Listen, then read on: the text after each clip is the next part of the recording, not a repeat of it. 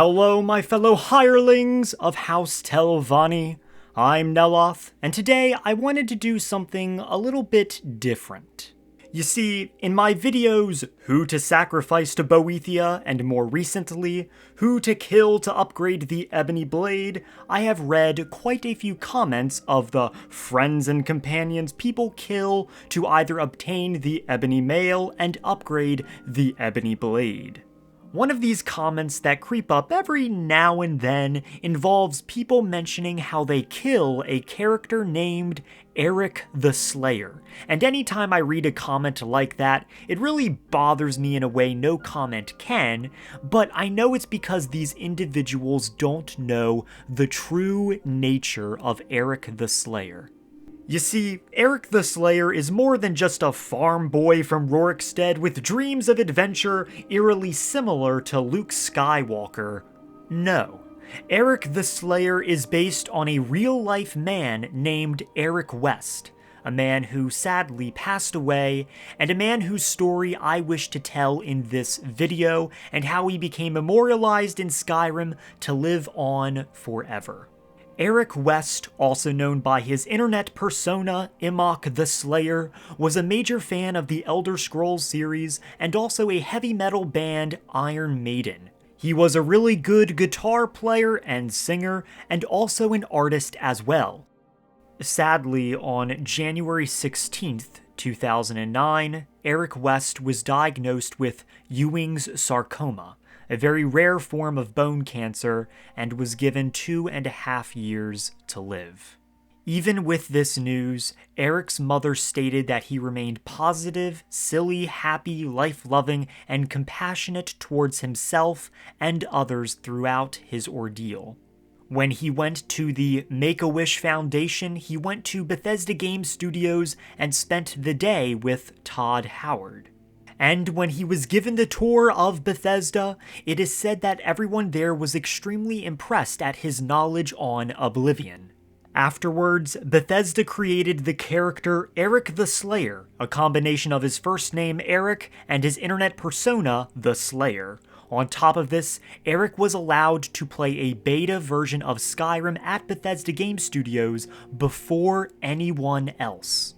He played the game for 1.5 hours on a movie screen in Bethesda's theater, and Erik said he had a great time there, though he had to sign an NDA to not speak a word about it, including the name of the game, Skyrim, and Erik was true to his word on that.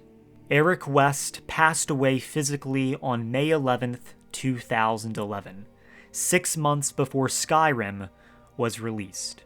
However, even though his body has passed, his spirit lives on not only in the hearts of his family, but also in our journeys of Skyrim, whether we know of Erik's true story or not. Now, who is Erik the Slayer, this character that embodies the soul of such a great and interesting man? Well, Erik the Slayer is a Nord farmer that lives in Rorikstead. He is the son of Maralki, the innkeeper of the Frostfruit Inn.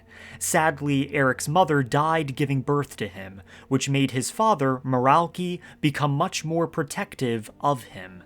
Erik, however, has dreams of becoming much more than a mere farmer, and wants to be an adventurer and experience the world, although his father won't let him. When Erik encounters the player character, he will ask that the player convince his father to allow him to adventure. If the player accepts, which you should, you can talk to Maralki, where he will admit that he fears for his son's safety, but more importantly, that he doesn't have the money to buy him armor.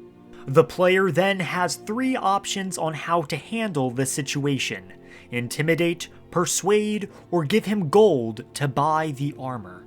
Although I feel that giving Maralki the money is the better option, as the other options will place Maralki in debt in Whiterun or lose money in his emergency fund.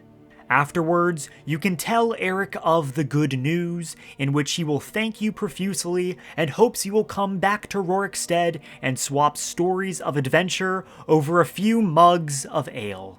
If you do return to Rorikstead, Erik will have changed his name to Erik the Slayer, and has become something of a mercenary so he can earn coin and see the world.